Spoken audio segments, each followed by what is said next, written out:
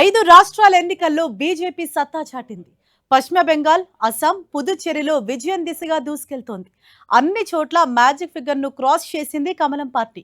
బెంగాల్లో తొలిసారి అధికారం చేపట్టేందుకు సిద్ధమైంది. మ్యాజిక్ ఫిగర్ ను దాటి ఆధిక్యంలో కొనసాగుతోంది కమలం పార్టీ. 190కి పైగా స్థానాల్లో లీడ్లో ఉంది. నాలుగోసారి అధికారం చేపట్టేందుకు తృణమూల్ కాంగ్రెస్ ప్రయత్నించినప్పటికీ బెంగాల్ ప్రజలు షాక్ ఇచ్చారు. విజయం దిశగా దూసుకెళ్తుండటంతో బెంగాల్లో బీజేపీ సంబరాలు షురూ అయ్యాయి. ఇక తమిళనాడులో కప్పు ముఖ్యం బిగులు అంటూ విజిల్ వేశాడు టీవీకి అధినేత విజయ్. సూపర్ డూపర్ హిట్ ఫలితాలను సాధించాడు. ఫస్ట్ సినిమానే 100 రోజులు ఆడినట్లు పాలిటిక్స్ లోకి ఎంటర్ అయి ఫస్ట్ అటెంప్ట్ లోనే సీఎం సీటును దక్కించుకునేలా బంపర్ మెజారిటీ కొట్టాడు. తన మార్క్ స్ట్రాటజీతో విజయ్ టీవీకేను అధికారంలో నిలబెట్టాడు. మరోవైపు అస్సాంలో మరోసారి వార్ వన్ సైడ్ అయింది. బీజేపీకే మరోసారి ఓటర్లు పట్టం కట్టారు. ఇప్పటికే మ్యాజిక్ ఫిగర్ ను దాటి విజయం దిశగా దూసుకెళ్లింది కమలం పార్టీ.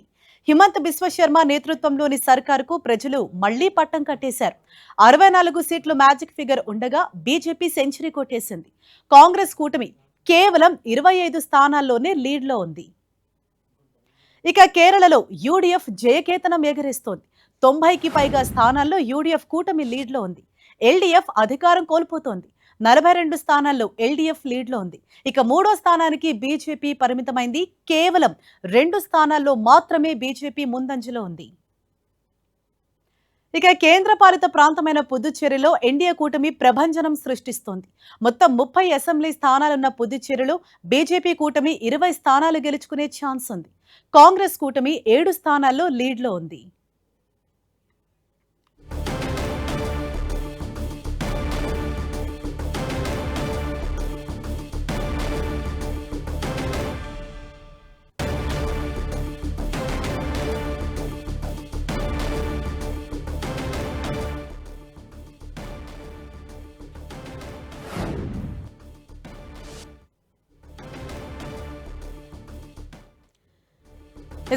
ప్రస్తుతం తెలంగాణలోని బీజేపీ కార్యాలయంలో సైతం సంబరాలు చేసుకుంటూ ఉన్నారు నేతలు. అంటే ఇవాళ ఏదైతే ఈ 5 రాష్ట్రాల ఎన్నికల ఫలితాలు వెలువడ్డాయో ఇక్కడ కమలం పార్టీ అన్నది చాలా వరకు కూడా పుంజుకుంది. మూడు చోట్ల మాత్రమే ఇటు కమలం పార్టీ అక్కడ లీడ్ లో కొనసాగుతోంది. అధికారం చేపట్టే దిశగా అడుగులు వేస్తున్న నేపథ్యంలో 5 రాష్ట్రాల్లో 3 చోట్ల బీజేపీ హవా అన్నది ఇవాళ చాలా స్పష్టంగా అన్నది కనిపించింది. ఇటు పశ్చిమ బెంగాల్లో బీజేపీ జయకేతనం ఎగురవేసింది. 190కు పైగా స్థానాల్లో బీజేపీ అక్కడ లీడ్ లో కొనసాగుతోంది. ఈ నేపథ్యంలో ఆ సెలబ్రేషన్స్ ఇక్కడ తెలంగాణలో సైతం కనిపిస్తూ ఉన్నాయి. తెలంగాణలోని బీజేపీ కార్యాలయంలో సంబరాలు చేసుకుంటున్నారు. ప్రస్తుతం ఎంపీ లక్ష్మణ్ మాట్లాడుతున్నారు. లైవ్ ద్వారా చూద్దాం. యావత్తు తెలంగాణ ప్రజానికమంతా కూడా ఇవాళ వారికి బ్రహ్మరథం పట్టడానికి ప్రజలు ఇవాళ సిద్ధంగా ఉన్నారు. ఫలితాల సందర్భంగానే దేశవ్యాప్తంగా ఉన్నటువంటి తెలంగాణలో కూడా అనేక మంది మేధావులు, ప్రముఖులు పశ్చిమ బెంగాల్ గెలుపు వారు ఆస్వాదిస్తూ నరేంద్ర మోడీ గారికి ప్రత్యేకంగా ధన్యవాదాలు తెలుపుతా ఉన్నారు. కలకత్తా నుంచి కూడా చాలామంది నా మిత్రులు ఉదయం ఫోన్ చేసి మేము విముక్తులం అయిపోయినాము, ఏ ఒక్క టీఎంసీ యొక్క రాక్షస పాలనలో బందీలుగా మారాము, వారి అరాచకాలు, దౌర్జన్యము, అవినీతి, ఏ రకంగా చొరబాటుదారులను, వలసదారులను ప్రోత్సహించి కేవలం ఓటు బ్యాంకు రాజకీయాలకు పాల్పడ్డారో ఇవాళ ప్రజలు ప్రజాస్వామ్యాన్ని గెలిపించారు.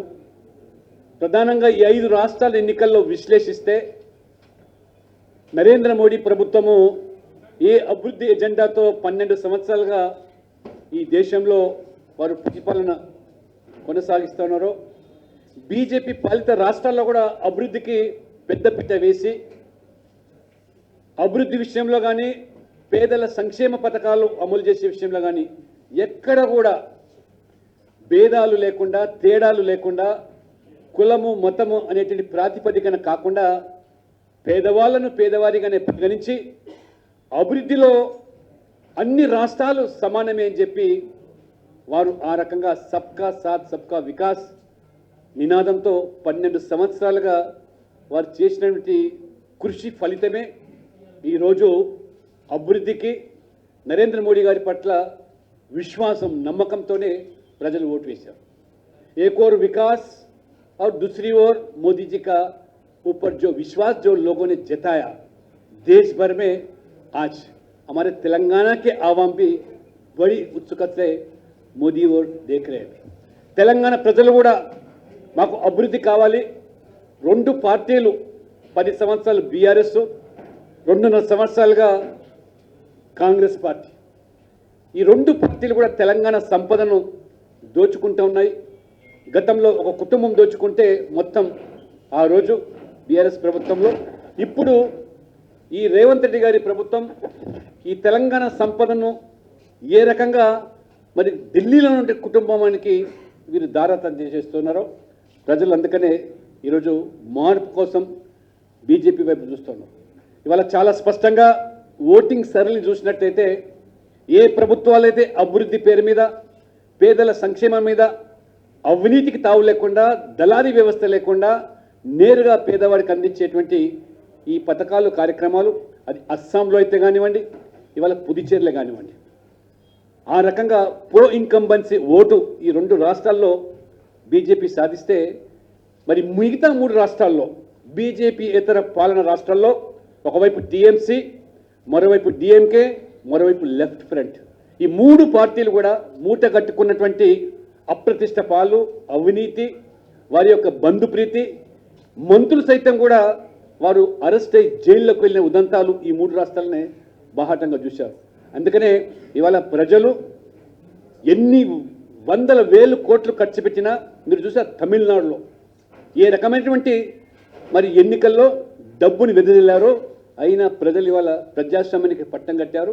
అందుకనే తెలంగాణలో కూడా ఈ 2 పార్టీలు గుణపాఠం కావాలి.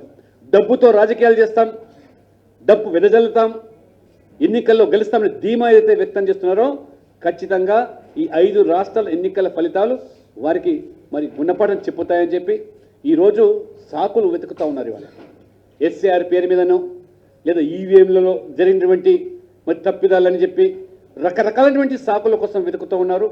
మరి మొన్న పార్లమెంటు ప్రత్యేక సమావేశంలో ఏ రకంగా మహిళా బిల్లును అడ్డుకుంటే, ఇవాళ మహిళలు మొత్తం కాకుండా యువత, కొత్తగా రాజకీయాలకు రావాలనుకున్నటువంటి యువత, ఈ యొక్క పునర్విచిపోయిన పేరు మీద సీట్లు పెరిగితే కొత్త రక్తానికి అవకాశం వస్తుందని చెప్పి ఒకవైపు మహిళలతో పాటు పెరిగే సీట్లలో కూడా ఎస్సీ ఎస్టీలో కూడా రిజర్వేషన్ల శాతం అనుగుణంగా సీట్లు పెరిగే అవకాశం ఉన్నా, ఒకవైపు స్టాలిన్, రెండో వైపు రేవంత్ రెడ్డి గారు ఏ రకంగా అడ్డుకున్నారో, ఈ పాటికే మరి కర్రు కాల్చి స్టాలిన్కు వాత పెట్టారు. భవిష్యత్తులో రేవంత్ రెడ్డి గారికి కూడా అదే తప్పకుండా తెలంగాణలో కూడా ప్రజలు బుద్ధి చెప్తారని చెప్తూ, ఖచ్చితంగా మే 10వ తేదీ నాడు మోదీ గారి రాకతో తెలంగాణ రాజకీయాల్లో పెను మార్పులు సంభవించే అవకాశం ఉంది.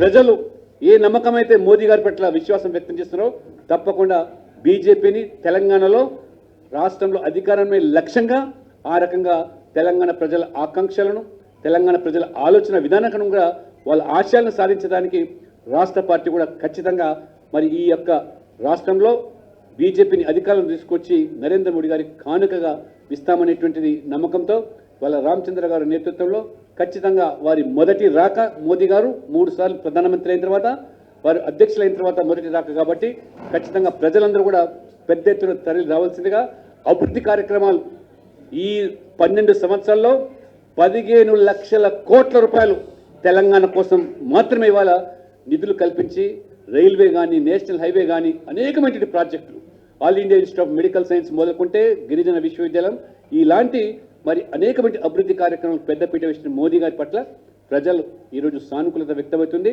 కాబట్టి ప్రజలు కూడా మీరు ఆశీర్వదించాలని చెప్పి ఈ సందర్భంగా నేను కోరుతా ఉన్నాను.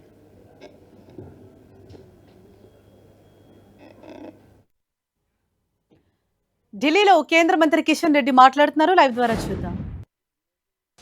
5 రాష్ట్రాలకు సంబంధించినటువంటి శాసనసభ ఎన్నికల ఫలితాలు, ముఖ్యంగా భారతీయ జనతా పార్టీ నేతృత్వంలో, ఎన్డీఏ నేతృత్వంలో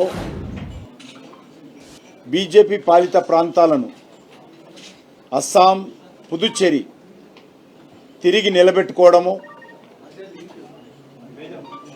అస్సాంలో మూడోసారి భారతీయ జనతా పార్టీ ప్రభుత్వం రావడము, పుదుచ్చేరిలో రెండోసారి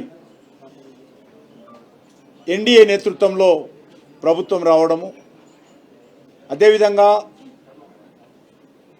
పశ్చిమ బెంగాల్లో మొదటిసారి భారతీయ జనతా పార్టీ నేతృత్వంలో మరి బెంగాల్ ప్రజల ఆశీస్సులతో భారీ మెజార్టీతో అక్కడ బీజేపీ ప్రభుత్వం రాబోతా ఉంది. ముఖ్యంగా దేశ ప్రజలందరూ కూడా బెంగాల్లో మార్పు రావాలని కోరుకున్నారు. దానికి బెంగాల్ ప్రజలు కూడా స్పందించారు. బెంగాల్లో గత అనేక సంవత్సరాలుగా సుమారు 30 సంవత్సరాలకు పైగా కమ్యూనిస్ట్ పార్టీ, 15 సంవత్సరాలకు పైగా మమతా బెనర్జీ నేతృత్వంలో టీఎంసీ ప్రభుత్వము బెంగాల్ను పూర్తిగా రూపురేఖలు మార్చేశారు. ఎంతో పారిశ్రామికంగా అభివృద్ధి చెందినటువంటి పశ్చిమ బెంగాల్ ఈరోజు పూర్తిగా మరి ఏ రకంగా మారిపోయిందో మనం చూసాము. ఒక జంగల్ రాజుగా మారిపోయింది. అక్కడ ఉన్నటువంటి పరిశ్రమలను కూడా తరలిపోవడము, బెంగాల్ యువతకు ఉపాధి అవకాశాలు దెబ్బతినడము, పూర్తిగా బంగ్లాదేశ్ నుంచి లక్షలాది మంది వచ్చి స్థానిక బెంగాలీల మీద దౌర్జన్యాలు చేయడము,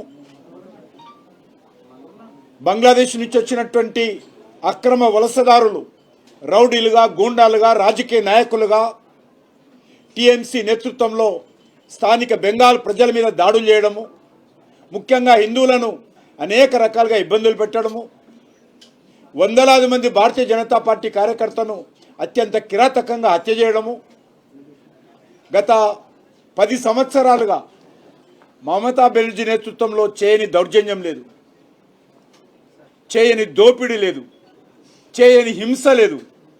హిందువులను పూర్తిగా మరి ఏ రకంగా అణిచివేసేటువంటి ప్రయత్నం చేసిందో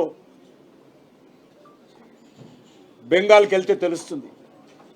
ఈరోజు అటువంటి పశ్చిమ బెంగాల్లో నరేంద్ర మోడీ గారి నేతృత్వంలో భారతీయ జనతా పార్టీ ఒక డబుల్ ఇంజన్ సర్కారుగా ఈరోజు బెంగాల్లో రావడము నేను హర్షం వ్యక్తం చేస్తూ ఉన్నాను.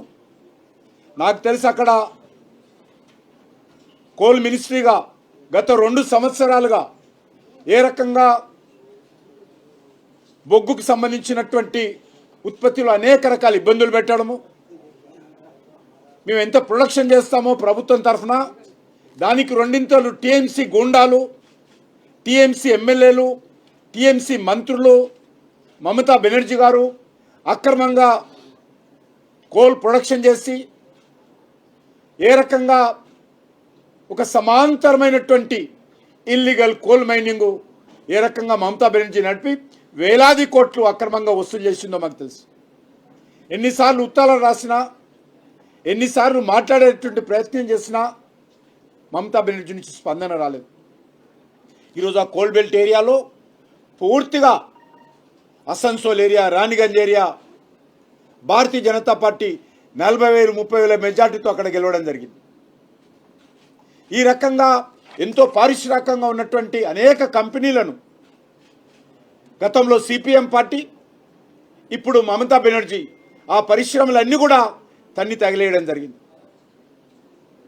ఆ రకంగా ఈరోజు పూర్తిగా పశ్చిమ బెంగాల్కి సంబంధించినటువంటి యువత ఉపాధి కోల్పోయారు. మౌలిక వసతులు లేవు, కనీస సౌకర్యాలు లేవు. కేంద్ర ప్రభుత్వానికి సంబంధించినటువంటి అనేక పథకాలు ప్రజలకు చేరకుండా అడ్డుకున్నది. ఆయుష్మాన్ భారత్ స్కీమ్ రాకుండా అడ్డుకోవడం జరిగింది. ఈ రకంగా అక్కడ ప్రజాప్రతినిధుల గౌరవం లేదు, రాజకీయ పార్టీల గౌరవం లేదు. ఈ యొక్క మొత్తం టీఎంసీ పార్టీలో మమతా బెనర్జీ నేతృత్వంలో బంగ్లాదేశ్ నుంచి వచ్చినటువంటి గుండాల రాజ్యంగా వాళ్ళ కనుసైగల్లో ప్రభుత్వ అధికారులు గత 15 సంవత్సరాలుగా పనిచేశారు. పెద్ద ఎత్తున లక్షలాది మందిని బంగ్లాదేశ్ నుంచి వచ్చినటువంటి వాళ్ళను ఓటర్ లిస్టులో పేర్లు నమోదు చేసి వాళ్ళకు ఆధార్ కార్డులు ఇప్పించి రేషన్ కార్డులు ఇప్పించి బ్యాంకు లోన్లు ఇప్పించి ప్రభుత్వ పథకాలు అందేసి పూర్తిగా స్థానికంగా ఉన్నటువంటి బెంగాలీల మీద దాడులు చేయడము, దౌర్జన్యాలు చేయడము, మహిళల మీద మానభంగాలు చేయడము, మహిళలను ఎత్తుకెళ్ళపోవడము, మహిళలను మత మార్పిడి చేసి పెళ్లిళ్ళు చేసుకోవడము ఈరోజు బెంగాల్లో గత అనేక రోజులుగా నడిచింది. అందుకే ఈరోజు బెంగాల్ ప్రజలు ఏ రకంగా మమతా బెనర్జీకి, టీఎంసీ పార్టీకి మరి గుణపాఠం నేర్పారో ఈరోజు అర్థం చేసుకోవాల్సిన అవసరం ఉంది. ముఖ్యంగా కాంగ్రెస్ పార్టీ ఎన్నికల్లో పూర్తిగా ఒక కేరళ తప్ప పూర్తిగా కనుమరుగైపోయింది. రాహుల్ గాంధీ నాయకత్వంలో ఏ రకంగా ఒక రాష్ట్రం తర్వాత ఒక రాష్ట్రం, ఎందుకంటే బెంగాల్లో భారతీయ జనతా పార్టీ ఎప్పుడు పరిపాలించాలి. ఈరోజు కాంగ్రెస్ ఓడిపోయినటువంటి తమిళనాడులో కానీ, ఈరోజు కాంగ్రెస్ ఓడిపోయినటువంటి పశ్చిమ బెంగాల్లో కానీ, అస్సాంలో కానీ అనేక సంవత్సరాలుగా వాళ్ళ పార్టీ రాజకీయాలు చేసింది. ఈరోజు పూర్తి స్థాయిలో కాంగ్రెస్ పార్టీ రాహుల్ గాంధీ నాయకత్వంలో దేశంలో ఏ రకంగా తుడిచిపెట్టకపోతుందో మనం చూస్తూ ఉన్నాం. రాహుల్ గాంధీ నాయకత్వంలో ఈరోజు మరి రోజు రోజుకు కుంచుకుపోతూ ఉంది. మరొక దిక్కు దేశ ప్రజలందరూ కూడా డబుల్ ఇంజన్ సర్కార్ రావాలని చూస్తూ ఉన్నారు. రానున్న రోజుల్లో దక్షిణ భారతదేశంలో కూడా పార్టీ బలపడడం కోసం చర్యలు తీసుకుంటాము. మరి ముఖ్యంగా మూడోసారి అస్సాంలో భారతీయ జనతా పార్టీ ప్రభుత్వం వచ్చింది. అదేవిధంగా పుదుచ్చేరిలో రెండోసారి ఎన్డీఏ ప్రభుత్వం అధికారంలోకి వచ్చింది. మరి తప్పకుండా ఈ ఫలితాలు తెలంగాణ మీద ఉంటాయి. తెలంగాణ రాష్ట్ర రాజకీయాలను కూడా ప్రభావితం చేస్తాం. నరేంద్ర మోడీ గారి నేతృత్వంలో తెలంగాణలో కూడా ఐక్యమత్యంగా మేమందరం కష్టపడి భారతీయ జనతా పార్టీ అధికారంలో తీసుకురావడం కోసం అన్ని రకాలుగా కృషి చేస్తాము. ఈ ఎన్నికల నేపథ్యంలోనే, ఈ ఫలితాల నేపథ్యంలోనే, ఈ ఉత్సవాల నేపథ్యంలోనే నరేంద్ర మోడీ గారు ప్రధానమంత్రిగా బాధ్యతలు చేపట్టిన తర్వాత మొదటిసారి తెలంగాణ రాష్ట్రానికి, తెలంగాణ గడ్డ మీదకి వస్తూ ఉన్నారు. 10వ తేదీన అనేక రకాల అభివృద్ధి కార్యక్రమాలకు వారు ప్రభుత్వ కార్యక్రమంలో పాల్గొని ప్రారంభోత్సవం చేస్తారు. ఆ తర్వాత పరేడ్ గ్రౌండ్లో జరిగేటువంటి భారీ ర్యాలీలో కూడా వారు ప్రసంగించబోతా ఉన్నారు. ఈ నెల 10వ తేదీన వారి రాకతో తెలంగాణ రాష్ట్ర రాజకీయాలలో వేడెక్కుతుంది. తప్పకుండా భారతీయ జనతా పార్టీ తెలంగాణ రాష్ట్రంలో ఈరోజు నిజమైనటువంటి మార్పు ఏ రకంగా అనేక రాష్ట్రాల్లో చూసాం. ఆ మార్పు ఈరోజు తెలంగాణలో రావాల్సినటువంటి అవసరం ఉంది. తెలంగాణలో గతంలో కేసీఆర్ నేతృత్వంలో బీఆర్ఎస్ పార్టీ ఏ రకంగా దోపిడీ చేసిందో, ఏ రకంగా అవినీతికి పాల్పడిందో, ఏ రకంగా అక్రమాలకు పాల్పడిందో, ఏ రకంగా అధికార దుర్వినియోగానికి పాల్పడిందో, మరి ఈరోజు కాంగ్రెస్ పార్టీ వచ్చిన తర్వాత ఆ దోపిడీలో మార్పు రాలే, ఆ అక్రమాలలో మార్పు రాలే, ఆ అవినీతిలో మార్పు రాలే, అధికార దుర్వినియోగంలో మార్పు రాలా. మాటలు కోటలు దాడతాయి. గతంలో కేసీఆర్, ఇప్పుడు రేవంత్ రెడ్డి, కానీ పనులు మాత్రము గడప దాటవు. అందుకే ఈరోజు ఆ మార్పు రావాల్సినటువంటి అవసరం ఉంది. ఈ యొక్క ఎన్నికల్లో గెలిచినటువంటి అభ్యర్థులందరికీ కూడా నా తరఫున వ్యక్తిగతంగా హృదయపూర్వకమైనటువంటి శుభాకాంక్షలు తెలియజేస్తా ఉన్నాను.